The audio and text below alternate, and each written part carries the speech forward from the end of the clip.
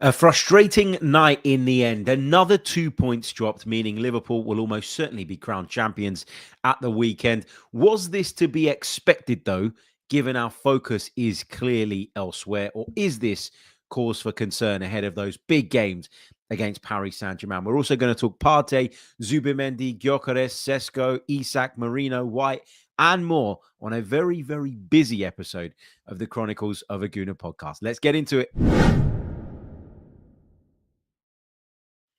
Hey, everybody. Happy Thursday. Welcome back to another live episode of the Chronicles of a Gooner podcast with me, your host, Harry Symeou. I got to be honest, in the lead up to this game against Crystal Palace, I was sort of looking at the rest of the week and trying to plan out.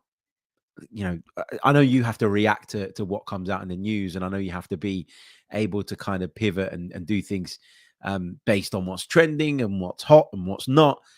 But I was trying to figure out a kind of rough plan for the remainder of the week in terms of content, because there's a few really specific bits that I want to do around the PSG game.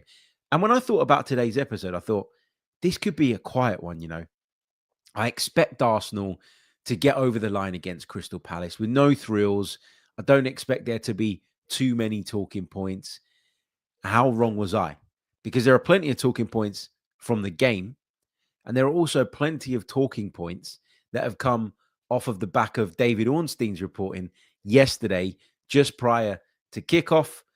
And so this has become a really, really busy pod, which is a good thing in a way. But I guess that depends on your stance on some of the topics that we're going to be discussing. So look, as I say right there in the intro, we're going to talk last night's game. Disappointing, frustrating draw against Crystal Palace. There's no question about that whatsoever.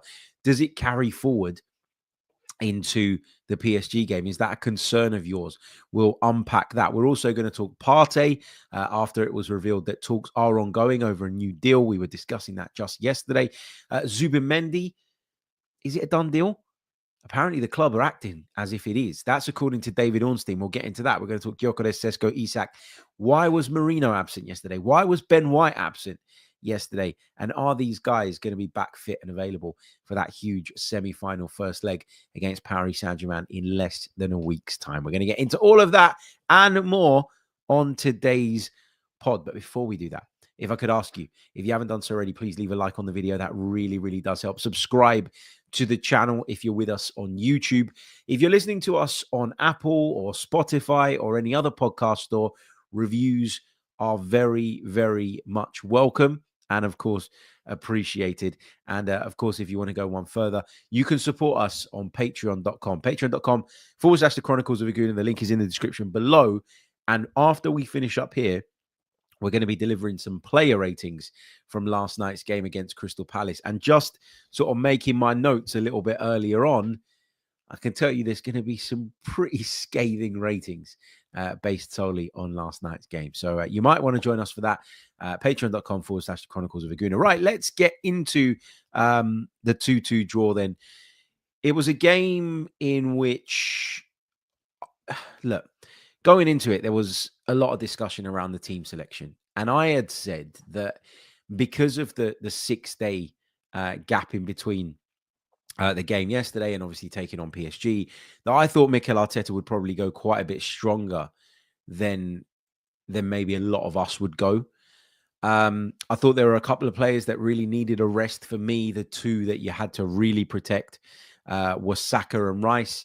Saka came off the bench on around about the hour mark, so he got kind of another 30 minutes. Declan Rice played from the beginning.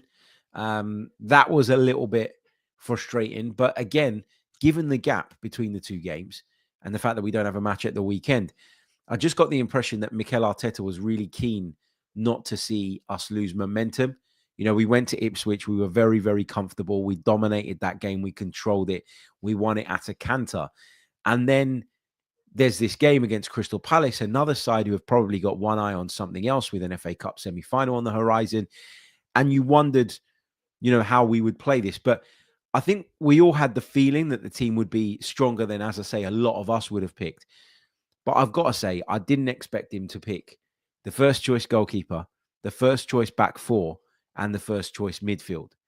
And two of the front three that we expect to start against Paris Saint-Germain. So just to run you through the team that Mikel picked yesterday, just in case you haven't seen it or you're catching up with everything that happened yesterday.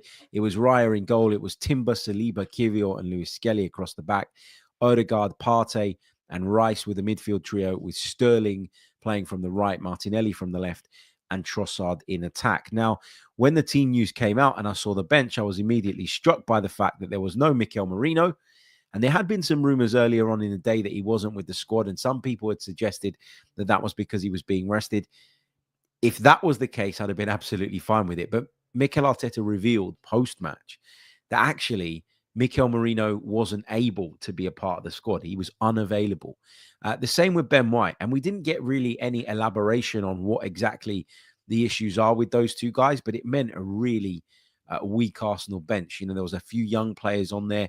Butler, Oyedeji, Gower, Henry Francis, Cabia were all given an opportunity to be on the bench for a Premier League game, which would have done them the world of good in terms of getting that experience. I know at various points they've all been on the bench before, but just to have that first team experience again, I'm sure it helps. But that doesn't deflect from the fact that to be without Mikel Merino, especially because of his importance in the side right now, given the injuries we have at centre forward, given that Partey suspended for the first leg against PSG, I got to say, that kind of rattled me a little bit. And fingers crossed, he'll be back in time for that game on Tuesday night. Hopefully, the decision to leave him out was a precautionary one and one based on the fact that we want to be certain he's available for midweek next week, of course.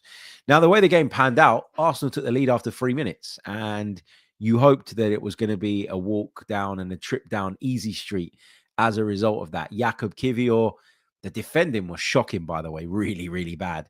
But Jakub Kiwior goes into the penalty area from the cross, really well-placed header, uses the power and the pace on the ball, and is able to just guide it into the corner and give Henderson no chance. And you think at that point, hey, you know, this is the perfect start. Let's just cruise now through the remainder of this game. Let's get an important 3 points on the board in terms of wrapping up second place. And, you know, we can start to turn our attention to the game against PSG. But on 27 minutes, Eberechi Eze scored a fantastic goal to level the score. It was a corner chipped to the edge of the box, Eze in space, and he sort of volleyed it in beyond David Raya. Really, really good finish. But just before halftime, Arsenal regained the lead through Leandro Trossard. And at the time, I was delighted for Trossard because I think he's had a dip this season. I don't think he's been as productive as he has been in previous seasons wearing an Arsenal shirt. And I think that that's been down to a number of factors. But, you know, in the past, I would have confidently said that Leandro Trossard is Arsenal's best finisher. And I think he's now got 4 goals in his last 3 Premier League games. He's got 3 in the last 2, certainly. And so that kind of shows me that Leandro Trossard is sort of working his way back to his best and his confidence levels are high, which I think is key given the fact that he's going to more than likely have to start up front against PSG in what's not just our biggest games of the season, but probably our biggest games since 2006. So in the best part of 2 decades. So to see him kind of hit his stride again, it's great. And it's really important. And it feels to a point like it's perfect timing. But then, of course, Arsenal were unable to see the game out. And for me, listen, you can preach professionalism as much as you want. You can bang on about the need to finish second as much as you want. You can bang on about the need to build and to carry through momentum as you go into a huge game like Tuesday night.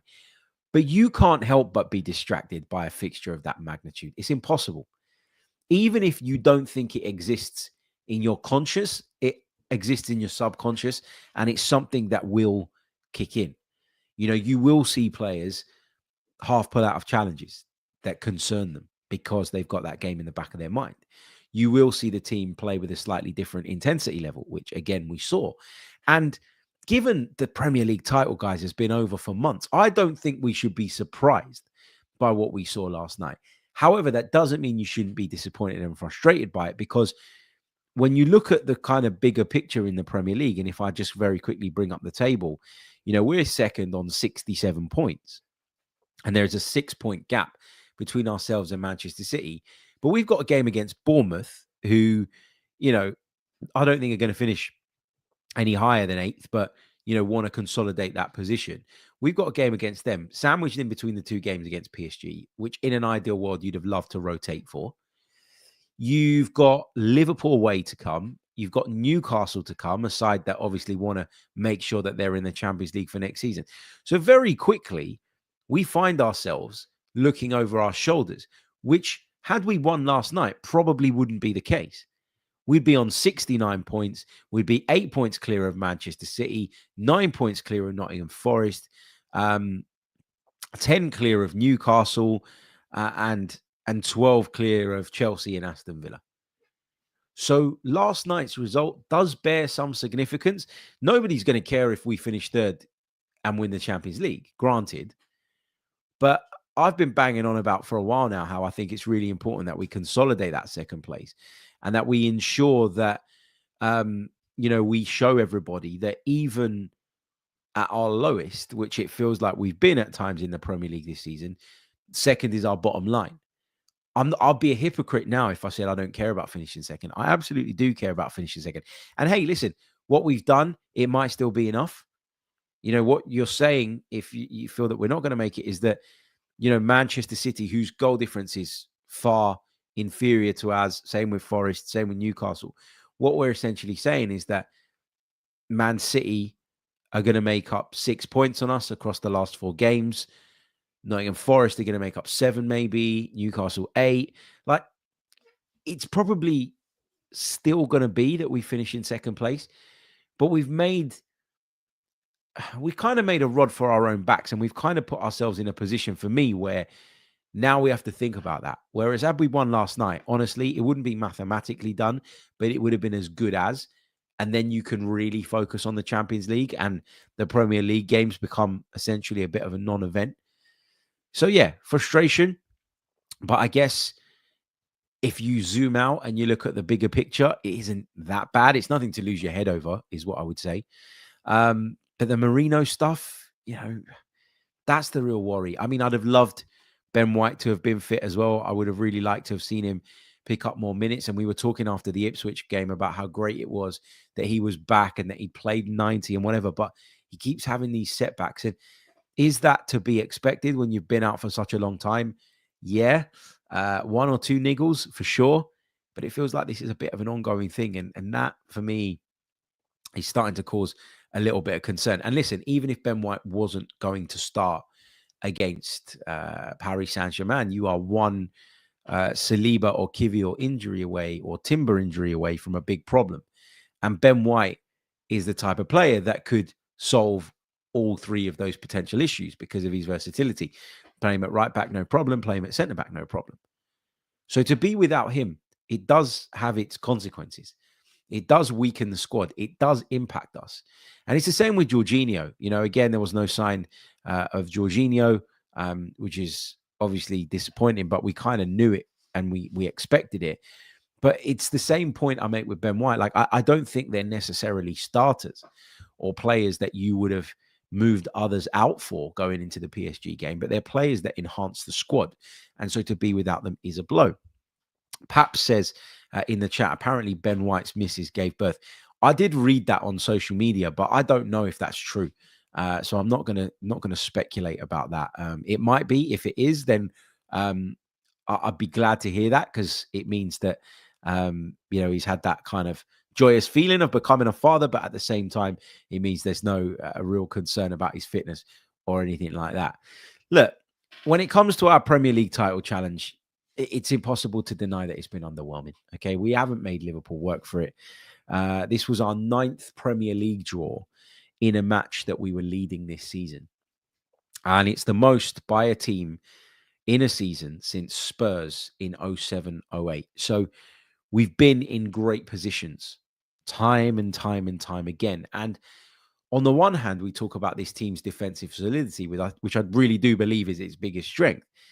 But by that same token, we don't seem to be able to create margins big enough, at least we haven't in the Premier League this season, to protect against those momentary lapses like we saw for Crystal Palace's second goal. I mean, we talked about the Kivior goal. Trossard's goal is a really, really good finish. Love Trossard when he's instinctive, and that's what he was. It's all about making the space and getting the shot off as quickly and as early as possible. And it takes a little bit of a deflection, which probably helps, but you don't shoot, you don't score.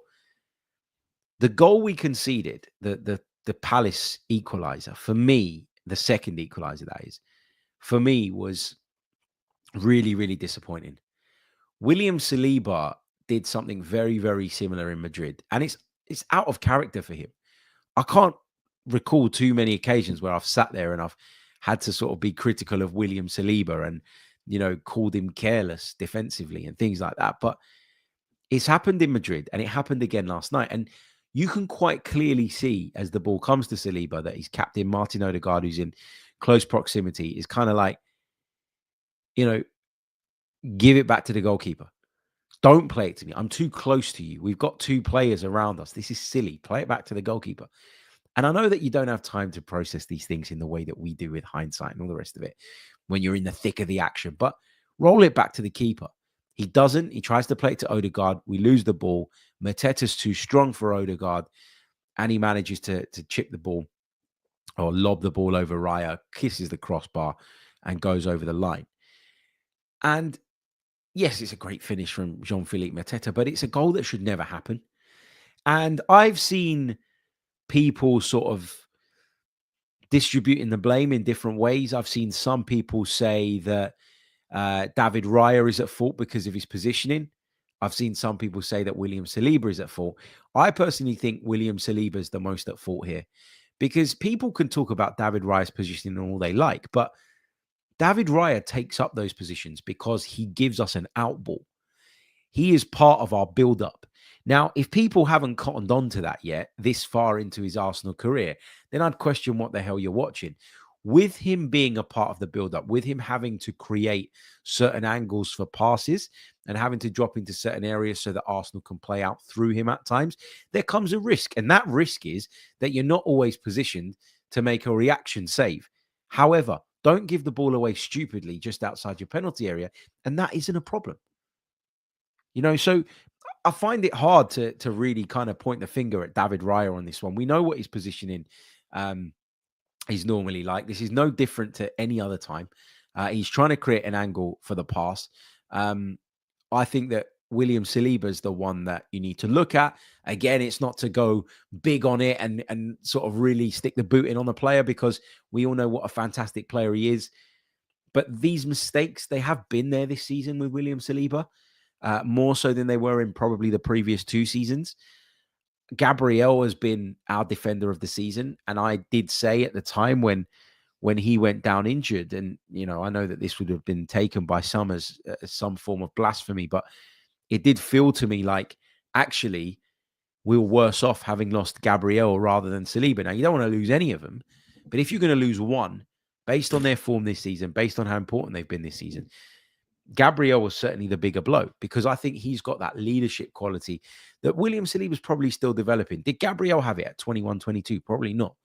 So it's not, a slight on William Saliba. It's not me having a dig at him, but he's made a few careless mistakes this season, and this was another example of that. And on the plus side, because let's be honest, I've sort of taken the blame away from David Raya in this particular instance, but I thought he had a really shaky game as well.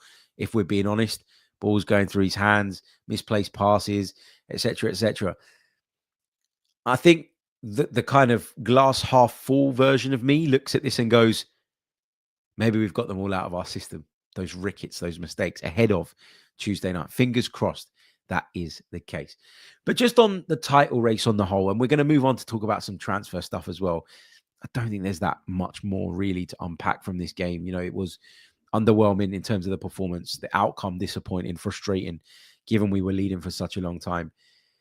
But I guess on the title race, and I've said this before, I'll always have that feeling this season of the fact that we didn't make Liverpool work for it. And even if we go on and win the Champions League, that will be my assessment of our Premier League campaign. Now, will I give a shit half as much if Arsenal go on and win the UEFA Champions League? No, of course I won't. But, it is a frustration of mine that we haven't even pushed. And I know that the title's been over for a bit. And I know that we probably wouldn't have suffered some of the results that we have, the West Ham defeat and a couple of others along the way, if we were still in the title race, because there'd be that focus, there'd be that desire, that willingness, that intensity. And we've seen that when the team really apply themselves, regardless of injuries, regardless of refereeing decisions, they can be really competitive. Because it went away such a long time ago and we lost it and lost track of it, I feel like that has played into the psyche a little bit. And I don't know if I'm worried about that or if I just think that's a natural thing that happens. What I will say is congratulations to Liverpool. I think that, they're almost certainly going to be crowned champions this weekend. But I do feel like at times, because we live in our Arsenal bubble, and, that applies to me as much as anybody else, and we're always focused on our issues, our problems, what's gone wrong for us. We look at the title race through a very Arsenal tinted lens. It's quite easy to overlook how solid Liverpool have been. And I use the term solid because I don't always think that they've played amazing football this season. I don't always think that they've deserved to win the lion's share of games that they've played. I think at times they've been quite lucky, quite fortunate. And I don't think they're as good, for example, as the last Jurgen Klopp Liverpool team that won the Premier League, or Manchester City last season, or the year before, or whatever. But that shouldn't take away from what an outstanding achievement this is going to be for Arne Slot in his first season in charge. And so, congratulations to Liverpool. There's no sour grapes from me. They deserve to win it. They've only lost twice all season in the league. And so, congratulations to them. They deserve it. There is frustration, on our part. And there will be that regret, particularly if we don't manage to win the UEFA Champions League. But, you got to tip your hat to them because they've cruised to it in the end. And that's in part because we've not been able to stay competitive. Neither has the rest of the division. And I look at the table slightly differently to others. I've heard some people, I've been speaking with friends over the last few days, say things to the effect of, what a fantastic league season this has been. Anyone from third all the way down to seventh still realistically can make the Champions League. I would argue that the reason that's the case is because the level has dropped, the standard has dropped. I mean, we've been really poor, but we're still comfortably in second place, 6 points clear of third with 4 games to play, and we've been nowhere near our best. So I think actually the league table paints a different picture. Now, again, this is no criticism of Liverpool. Liverpool have 5 games to go, right? So they're on 79 points now. So if they get a maximum of 15 points, let's say, they can finish on 94, which would be a fantastic season from their perspective. But I do think the rest of the league has dropped. Now, that's not their fault. So I'm not using that to kind of throw shade at Liverpool. I'm just making that point. That's kind of my assessment of where the Premier League is at today. Right, look, we're going to take a short pause. When we come back, we're going to touch on some really big news that David Ornstein broke in the build-up to yesterday's game. It took me a little bit by surprise. I've got to be honest. So we'll unpack that. We're also going to talk about some of the attackers that we're being linked with, because David Ornstein mentioned some of those guys in passing as well. And we're also going to talk about what's believed to be the internal stance on the potential signing of Martin Zubimendi. Plus, as always, we're going to take a load of your questions and thoughts from the live chat. We're going to take a short pause. That's coming up next. Don't go anywhere. You're listening to the Chronicles of a Gooner podcast. Okay, if you are with us live on YouTube now, just a quick reminder, leave a like on the video. It really, really, really does help. Let's have a quick look, in fact, where we're at in terms of likes right now. If you are not subscribed, please do subscribe, because we managed to hit that 39K mark that we were banging on about yesterday. I asked you guys to do me a favor. If you were watching or are a regular viewer of our content but haven't yet subscribed, subscribing is really, really important. And we're now officially having surpassed the 39K mark on the road to 40,000 here on YouTube. So we'd love to get there sooner rather than later. So subscribe. The message is going to be the same. Like the video, as I say, if you are watching us on that particular platform. If you're listening to us, leave us a review, whether that's on Apple or Spotify or anywhere else. That really, really, really does help. And also, if you want to be a Patreon, you can support me in bringing you more content like the stuff that we brought you from Madrid. Hopefully, we'll be able to do the same from Paris as well, if all is well. So yeah, sign up to patreon.com/Chronicles of a Gooner. The link is in the description below, and I thank you for your support. And if you do sign up now, you will get access to our player ratings from last night's game. And there's some pretty harsh ratings coming your way over the course of the next half an hour. So you'll get access to that very, very shortly. A question from Guitar Solo. Why did you end the stream with 1 subscriber left yesterday? Because I'd have looked really stupid if I sat here for another 20 minutes and nobody subscribed. So yeah, that's why, I guess.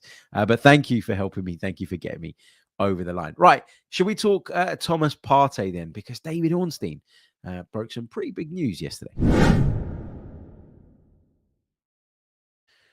So on the Thomas Partey thing, we heard Mikel Arteta say a few days ago in the lead up to the Ipswich game that our intentions around Partey are clear.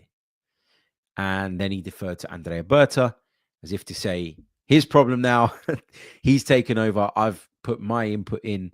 I know what I want to happen and what I want to do from a footballing side of things. Now it's on Andrea Berta to sort of work his magic and see if we can make that happen. The following day, as I've mentioned numerous times, we had reports that claimed that actually this was a load of nonsense, and that even though Mikel Arteta had said the intentions were clear, there was no Arsenal offer on the table. There was no talks ongoing. Nobody ruled out the potential of those talks beginning and sort of taking place. But at the time, there wasn't anything that we were aware of.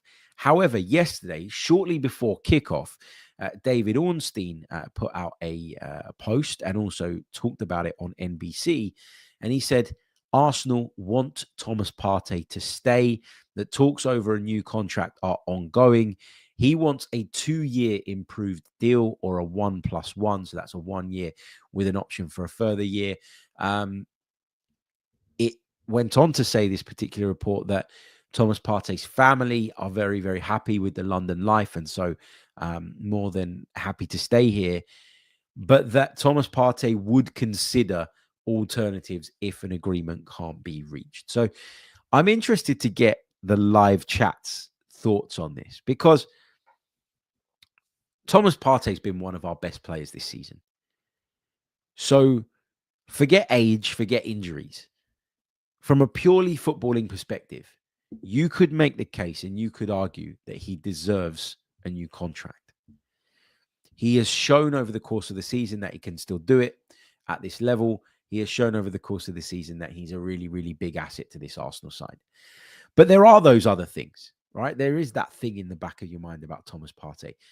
He's had seasons where he's been fit, he's been available, he's been highly impactful. And there have been other seasons where he's been ravaged by injuries and barely able to contribute even half of what we need from him on the football pitch. So I think if you're signing him up to a new deal, you have to do it in the knowledge that there is a chance that happens again, that you lose Thomas Partey for a period of time. And so I'm okay with Thomas Partey getting a new deal as long as the terms work.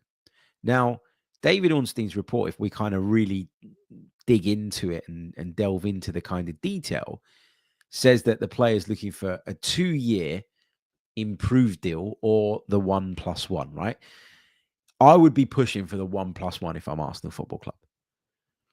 1-year deal with the option to extend it by a further year. That's what I would be trying to do if I were Arsenal, because I think the common mistake that clubs made, and I've talked about this before, and maybe we'll be saying this about Salah at Liverpool in the next few years. Sometimes we give people a deal based on what they've done previously. In fact, a lot of the time that's what happens.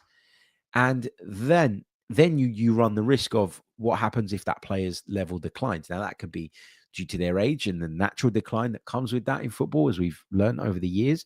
It could be because they're not as interested anymore. The hunger's gone. But to suggest that and to claim that as the primary reason for some of these drop-offs would be to question someone's professionalism. And I don't think you should do that. I think in Aubameyang's case, if we're looking at a recent Arsenal example, or in Mesut Ozil's case, we knew that they weren't interested anymore. We knew that they didn't particularly get on with the manager. We knew that there were more reasons than just the fact that they were getting on a little bit for their declines. And that made those situations really, really, really frustrating. I'm not going to sit there and say that that's going to be the case with Salah, for example, because I don't know that that's going to be the case. And I'm not going to say that about Partey either, because, if he does decline, it might be because naturally he's going through that decline rather than it being him going, well, I've got the new contract now. Who cares? I think we often do this, don't we? We jump to that conclusion. We go, he's just signed a new deal. Watch him go off a cliff. And then when he goes off a cliff, we're adamant, we're certain that that's the reason, because he signed a new deal. And actually, the only reason he was playing out of his skin prior was to earn that deal. No, I don't think the intention is ever to drop off. I just think it happens sometimes for reasons beyond your control, and sometimes because the dynamic changes, the relationships you have at the football club change, and things just take a different turn. I guess from a purely footballing perspective, Thomas Partey does deserve a new deal, but he wants an improved deal. Nobody wants to sign a lesser deal than the one that they're already on. And nobody's going to put pen to paper to a new deal unless there is some improvement. So the idea of him having an improved deal, you got to accept that. How improved is the question. Because if you're going to go and put a ton of money now on Thomas Partey, who does carry a big injury risk, and is at a stage in his career where that's only going to get worse and worse. If you go and put a massive amount of money on him, and that prevents you from doing business that is needed and necessary moving forward, then I'm not sure that that's the greatest idea in the world. So I've said for a while now, I would keep Partey for one more year, but you need to make sure that the terms work for the football club. Obviously, they got to work for Thomas Partey, or he's not going to sign. And we know that there are other clubs interested in him. I've read reports suggesting some of the Italian clubs are interested. I think there'll be clubs in Spain that are interested in Thomas Partey. I'm sure there'd be some Saudi Pro League interest as well. He's going to have options because he's too good a footballer not to. And he's had a really, really good season. Listen, I'm open to it. I'm good with it. I'd prefer that we keep him than we don't. But it's got to work for everybody. And that's where the art of negotiation now is going to really kind of take on a hell of a lot of importance. And this is where I'm going to look at Andrea Berta now. It's kind of the first major negotiation he's got to do at a kind of critical point. We talk a lot about the Saka new contract and some of the other guys that we're trying to tie down to bigger deals and longer deals. But this is the one where there's a real urgency because come the end of the season, he's out of contract. So can Andrea Berta strike a deal that works for us? Does Thomas Partey want to stay at Arsenal so much that he is willing to kind of overlook maybe a more lucrative offer somewhere else in order to maintain the level that he's playing at, a real top club in England, rather than going to a lesser league and playing at a lesser standard? I don't know. Look, Junior in the chat says 1+1 club option is fine with me. Anything more than that is ridiculous. Yeah. Ideal scenario, give him the 1 year plus 1 year optional at the end. That's how I see it. That's my opinion. Whether we can agree that deal or not remains to be seen. And we're going to keep a close eye on this, I'm sure, between now and the end of the season. And I'm sure it will be the summer before we actually get any real concrete update on this. But yeah, I think, look, I'm not surprised really, because I did feel that Arteta made a hint the other day. But then I kind of sort of got put back in my box when I read some of the reports that came the following day, which suggested that actually, no, there might be a want to keep him, but there isn't any talks ongoing. So the idea that this is moving in that direction is a premature one. But hey, we are where we are.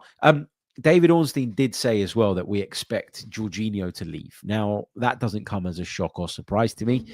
I thought that was going to be the case. We've been saying that's going to be the case for a while, but just a bit of reiteration around that from David Ornstein. The other kind of really interesting point that Ornstein made was about Martin Zubimendi. We, for some time, have known of Arsenal's interest in the player. In January, during the January window, there was a report that came out that said that Arsenal were really, really confident of signing him. And the skeptics among the Arsenal fans all came out and said, oh, funny that. We're not going to sign anyone in January, which we need to do, given the injury problems we've got. So what will the club do? They'll roll out a story that will give everybody a bit of encouragement and just reiterate the fact that we're not doing anything now, but we do have big plans in the summer, and that should calm everybody down.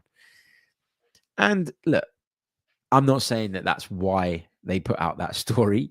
If indeed it even came from I don't know who it came from, but the timing of it was quite curious, right? And the timing of it did spark a lot of discussion and conversation. Now that's fine as long as we get this deal done. But again, I've got my concerns over Martin Zubimendi. I'm not sure he's the guy for us.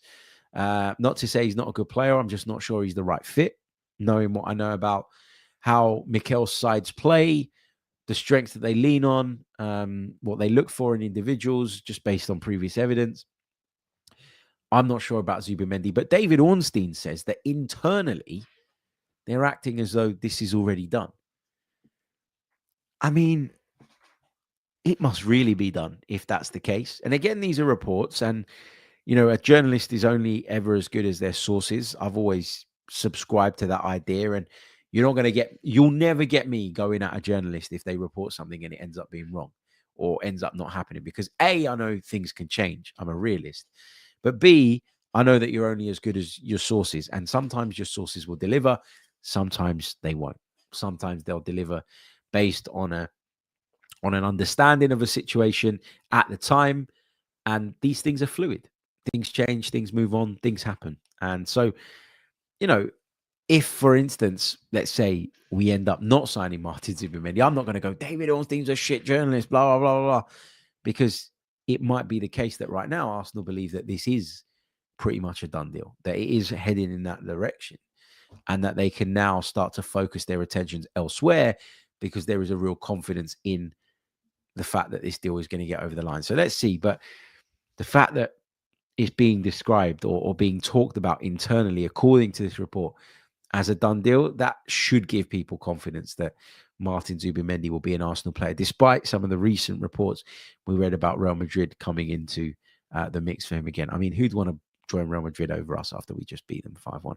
Anyway, I'm kidding. Before people start, I know Real Madrid are the biggest club in the world. I'm just winding you up. Relax. Okay. He also mentioned Gyökeres. Sesko said that there's still options for Arsenal, but did go to pour cold water again on the Alexander Isak stuff. And this is one of those that it's like a burn that keeps sort of burning, if you like.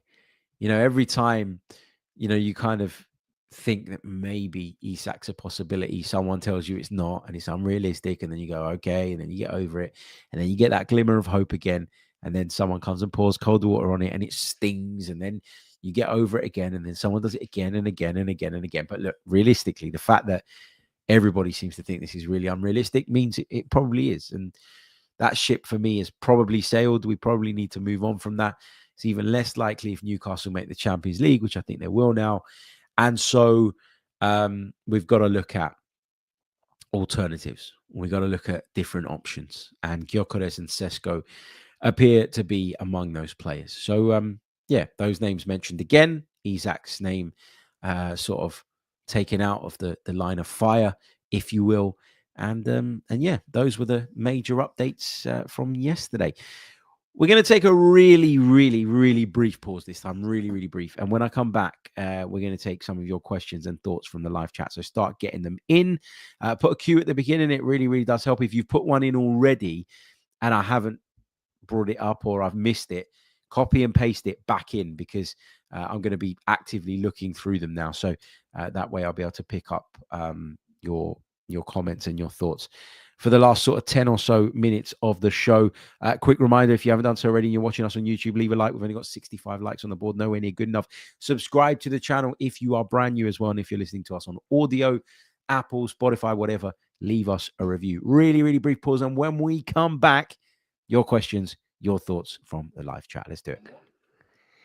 You're listening to the Chronicles of a Gooner. Like and subscribe.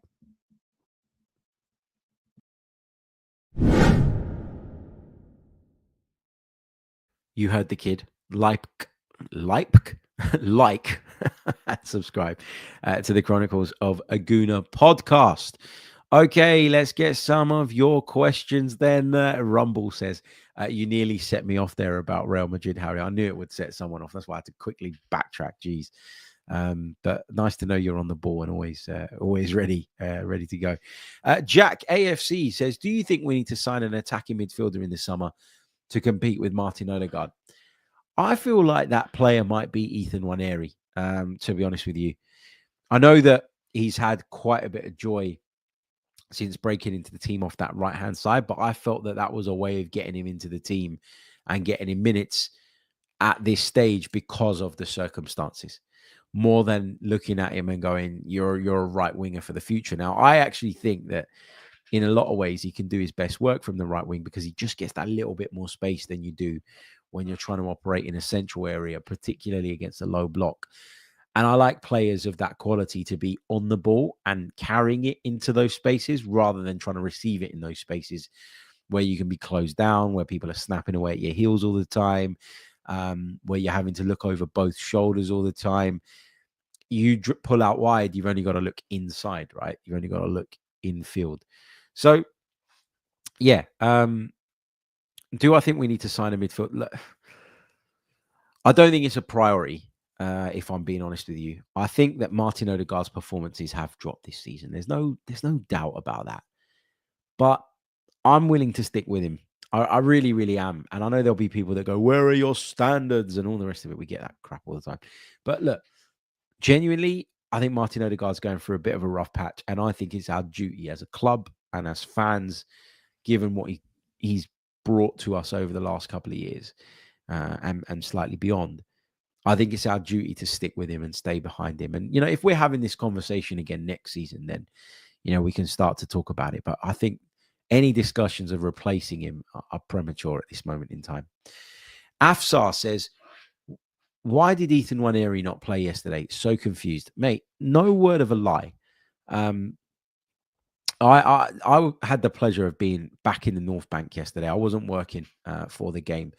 I was in the North Bank with friends, catching up with friends, some of whom are listeners of this show. And thank you to those guys. And I really do class them as friends. And it was great to see them. Fantastic. Really enjoyed it. But one of the discussions that we had I think it was, I can't remember if it was in the first half or the second half, but basically what prompted the discussion was that, and listen, we sort of touched on it when discussing the team news, but what really prompted it was there was a stage where Raheem Sterling lost about 3 or 4 duels in a row, and you could see Ethan Nwaneri on the touchline in front of us getting warm and stretching. And I remember turning around to the guys and saying, what is the benefit here of playing Sterling over Nwaneri? Why are we trying to appease a player in Raheem Sterling who ain't going to be here next season? If it was the case that Arsenal were trying to keep hold of Raheem Sterling, or he was our player, then I'd say, look, for the purpose of squad harmony, for the purpose of, maintaining the hierarchy, etc., maybe Raheem gets this game, and we've all talked about how people were feeling about the game going into it. But the fact that he's going back, the fact that he's a lone player, I just don't get it. Like, honestly, I don't get it. That Nwaneri would have benefited way more from having another, even if he didn't play the whole game, 60, 70 minutes in the Premier League, than what Raheem Sterling is going to benefit. And what benefits Nwaneri benefits Arsenal. What benefits Sterling maybe benefits Chelsea, or not in the case of Raheem Sterling, because he was dreadful yesterday. He lost all his duels pretty much from what I can remember. I haven't looked at the numbers, but it feels that way. Had zero impact in the final third, created nothing, barely beat a man, a passenger really, Raheem Sterling. And that's been the case for a lot of his Arsenal career. And it's no wonder that there's zero chance of us keeping a hold of him. But yeah, I didn't get that. The only thing I can think of is that Ethan Nwaneri wasn't fit enough to start the game. And you get these little tidbits from Mikel Arteta where he says, after a game, so-and-so couldn't be a part of the squad, or so-and-so couldn't start the game. He said that quite a bit in recent weeks. He talked about it when discussing some of the players that missed out against Ipswich. X couldn't start the game, Partey couldn't start the game, blah, blah, blah, couldn't start the game. Maybe that's the case, but he didn't give us that indication. Therefore, people are going to assume that it was just a selection thing. And if it was, it doesn't make sense. This is a kind of different way of looking at it. Boston says, can't risk Ethan getting injured when Saka hasn't fully recovered. We still have 3 huge games coming up in the Champions League. Maybe. Maybe there's an element of that. Archangel says, we're not a charity. We can't carry passengers. Make Rice a captain. I think he's referring more to Odegaard there than Raheem Sterling, just based on the captaincy element of that point. I don't know. I could be wrong. Correct me if I'm wrong. Junior Gunner says, it seems Martinelli only ever thrives in space or on transitions. His work rate and application can never be questioned, but his execution and decision-making is lost on him. Would you upgrade H? In an ideal world, yes. In an ideal world, you want a player who's a little bit more A, decisive, but B, potent in the final third. But I think that Martinelli brings so much to the table in terms of some of the other things that you've just mentioned there. He's an outlet in the transitional game. He thrives in spaces. He's a relentless runner. He works tirelessly defensively, which I think is a big appeal to Mikel Arteta. You got to find a player that's going to do those things, but he's also going to be that more potent guy. And I'm not sure that I'm not saying they don't exist, but I'm not sure there's as many of those guys out there as maybe you'd believe. If you go out and you look at realistic targets, I'd love someone to come back to me and say, this is how we upgrade on Martinelli, bring in X, Y, or Z. Nico Williams has been talked about a lot. Is that going to get done? Who knows? But then you look at his record this season in the final third, and it isn't that great either.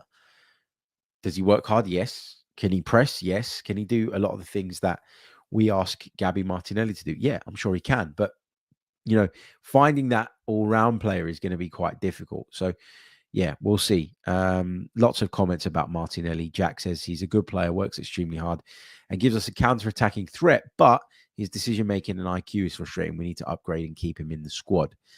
Yeah, I don't think anyone's saying that we need to get rid of Martinelli, but is there a better player out there in terms of being more effective and more efficient in the final third? I think there probably is. Who that is, I'm not sure right now. And that's the kind of $1 million question, isn't it? Right, guys, I am going to leave it there. Thank you so much for joining me on today's episode. We'll be back on Friday with another episode. We're going to begin looking ahead to that game against PSG from tomorrow. And of course, we'll be bringing you up to speed with any news that breaks between now and then. Don't forget to leave a like on the video if you're with us on YouTube. Subscribe to the channel if you haven't done so already. If you're listening on Apple or Spotify, leave us a review, and you can sign up to us on Patreon, patreon.com/Chronicles of a Gooner. The link is in the description below. I will see you all on the next episode. Until then, take care of yourselves and have a wonderful Thursday. Up the Arsenal. Goodbye.